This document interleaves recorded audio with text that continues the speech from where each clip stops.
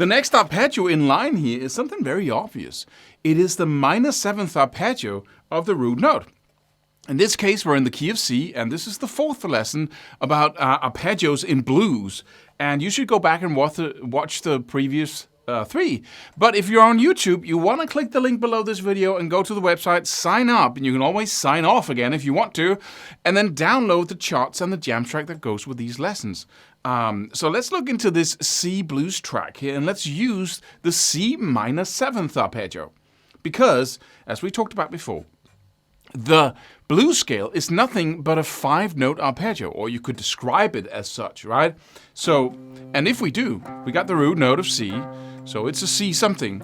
Then the next note here is the minor 3rd, so we got a C minor chord, or arpeggio. The next here is the 4th, or the 8, 9, 10, 11. It's the 11th, so you could see, okay, we add the 11th, so we got an A minor at 11th. Then we got the 5th. That's the next in the pentatonic scale. Right, so we got the 5th, so still just a C minor chord with the 11th added. And then we got the 7th. So it's an C minor 7th at 11th. Right, C minor 7 at 11th. And that's the arpeggio. But we can just play the 4-note arpeggio of the A minor 7th, which is... And the cool thing about that is then we can use our 2-1-2 shapes and get the same picking patterns we used for the dominant 7th. We can actually translate all the lines and the licks from a dominant 7 to a minor 7, right? Universe. We can do everything we did with the dominant 7. We can do that with the minor 7th now.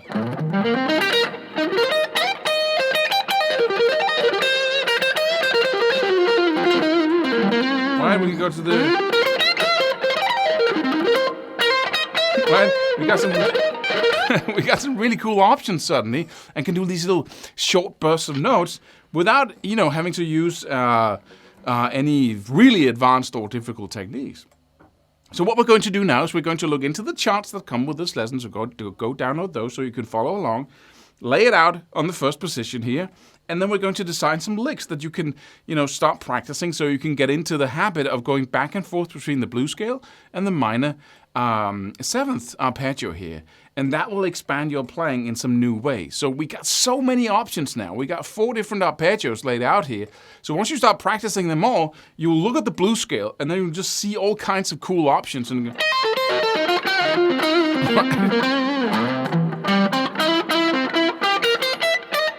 right? Do all kinds of stuff, and that's the cool thing about blues, that there are so many tools that you can use for the same purpose here, and really get that vast toolbox of cool options that will inspire you as you play, because you play something using a new arpeggio. And then suddenly, wow, that sounded pretty cool, and then you get inspired to play the next cool thing. So let's look into the minor 7th arpeggio. So we got the C blues scale here, in the 8th fret. The first position. We're going to work a little bit with that and lay out the arpeggio there. Then we got the 4th position up here in the 15th fret, or in the 3rd fret. And up here. So we got some 2 different positions we're just going to look into. But let's look at the first position first. Let's lay out the arpeggio. It's really simple. We got the same number of notes per string as we got in the diminished and the dominant 7th arpeggios, which is really neat. Because we can do the same licks, same picking pattern, everything.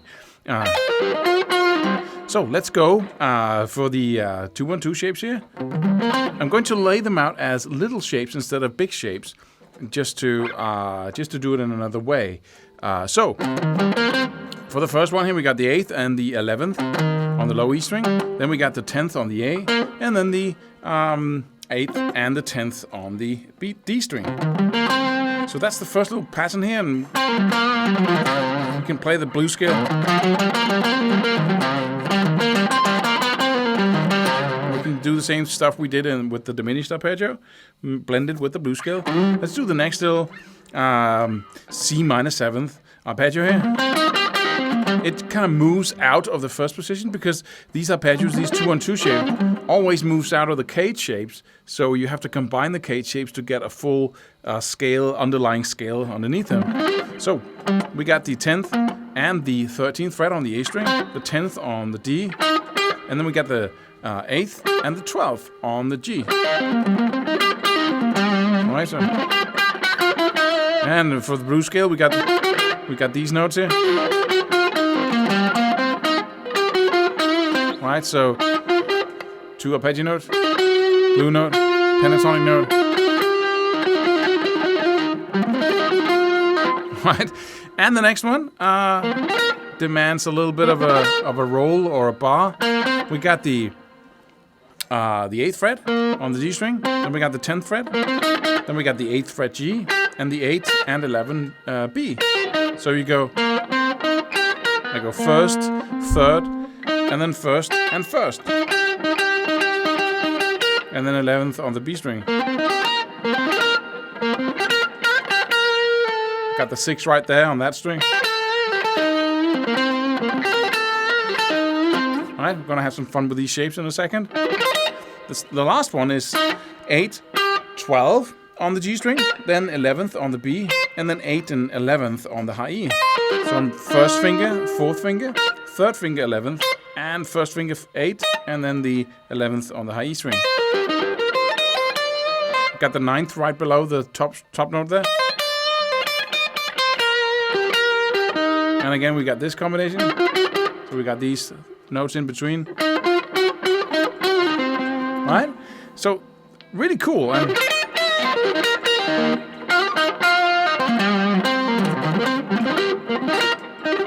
right?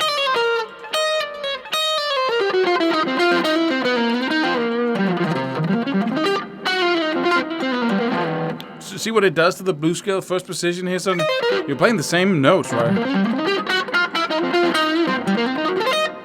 Same notes, but different way of playing them. Skipping a single one in the minor pentatonic, and you got a new sound and some new options here. So let's just design a little idea per 2-1-2 shape, just so you can start practicing it. And it's a little tiny, compact idea that you can learn really fast.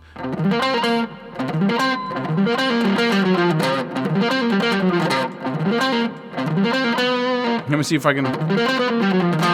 That's a really cool little chromatic. Let's play that.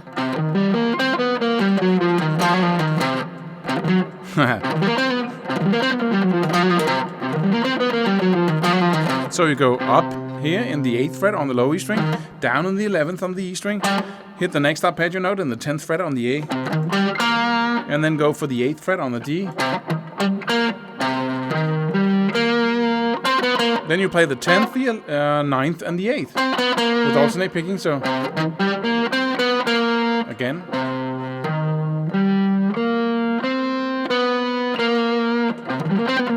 And then you play the same 3 notes in the same, or not the same notes, but the same frets, but only on the A string. But I play them with using a sweep picking string shift. Some call it economy picking or directional picking. I call it sweep picking because that's what it is. Right? So you go up, down, up, and then up, down, up, 10, 9, 8 on the A string as well. Then I hit the 11th fret on the low E string and go right back to the 8th fret on the A string and hammer on to the 9th fret and back again. And then down to the root note. So I go again.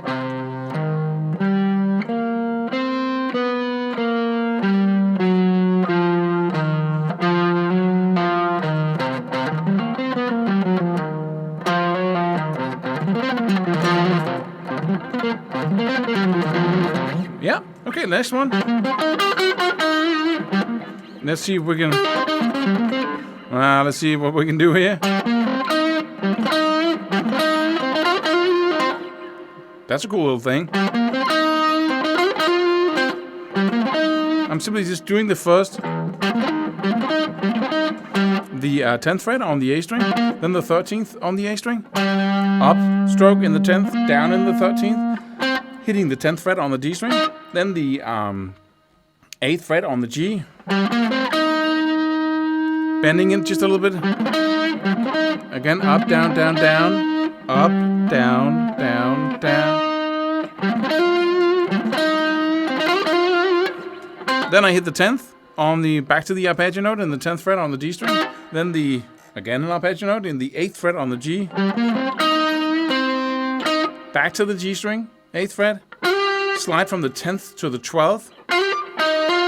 Go back to the 8th and hammer onto the 10th. So I go.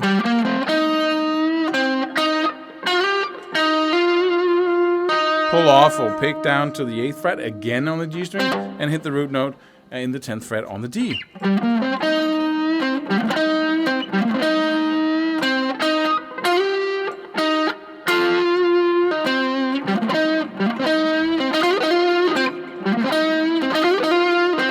Right?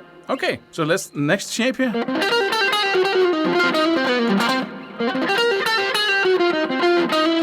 Let's see here.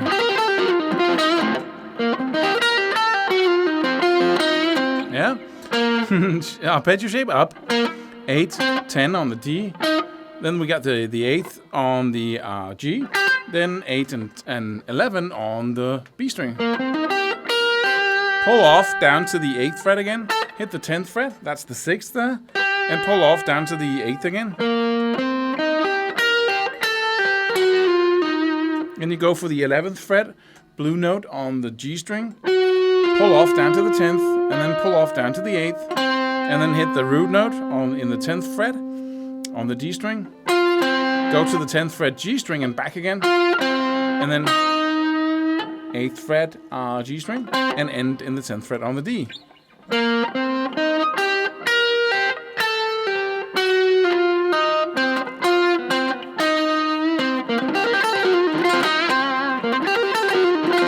Again, slowly.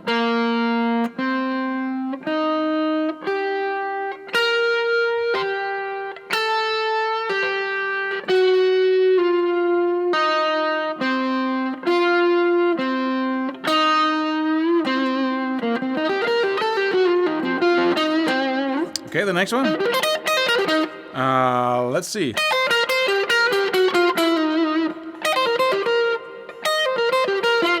That's it. That's it. That's good.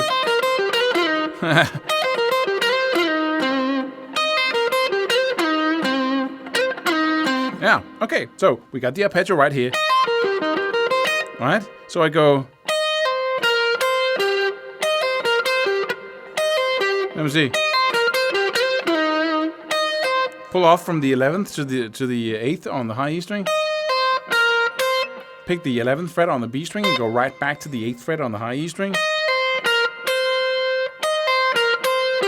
Then jump all the way down to the 12th fret on the G string. Then I go back to the 11th on the B, slide it up to the 13th very quickly. And then I hit the 10th fret on the G string with my first finger and slide that 2 frets down to the 8th fret. And hit the root note in the 10th fret on the D string.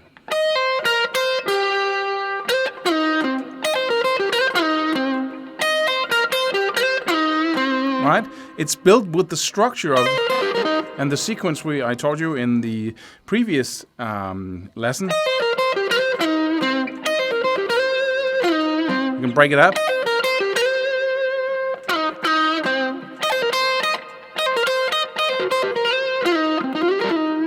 Right? So those are just simple ideas, and you can develop your own. You can develop hundreds of ideas, and that's the method of learning improvising, is that you fool around with it, come up with something, put on the jam track, start playing that same idea over and over again until you're really good at it. Then you give yourself time to come up with a new one until the very day where you can just come up with stuff on the spot that sounds right the first time around. I promised you just to go up here to the 4th position, and that's because we got a really cool 2-1-2 shape up here that's very compact.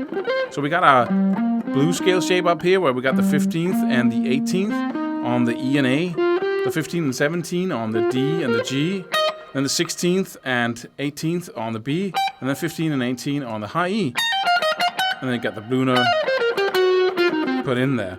But in that case, we got one of my favorite 2-1-2 shapes when it comes to minor 7th because it's so compact and small.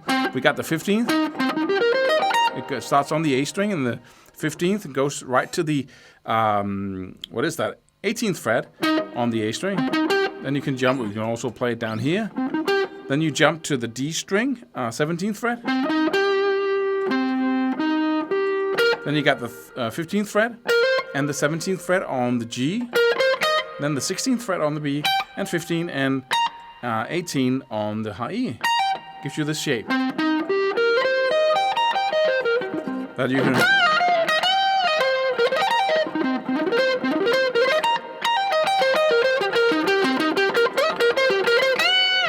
Right? Really cool shape. So let me play that for you slowly.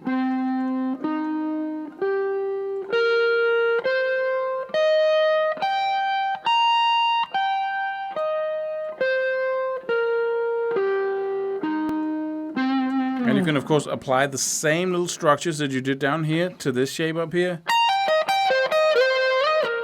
Right? So it's a really neat layout of the 2-1-2. So remember to pick an area on the fretboard that you would like to master. Implement this arpeggio into your playing in that particular spot so it never leaves you. So it becomes like riding a bike. You never forget where that arpeggio shape is because you move into it like you would move into a new address. You stay there for long enough to never forget how the neighborhood looks. We got a brand new course that I hope you'd like to check out. You can click the link below here and go check it out. And what that really is me explaining every single thing I do when I solo. It is an opportunity to go in and say, okay, what is really going on? Instead of, listening to the scales and the arpeggios and all the theory, what is really going on when you start playing from start to end, rhythmically, scale-wise, arpeggios, what is happening?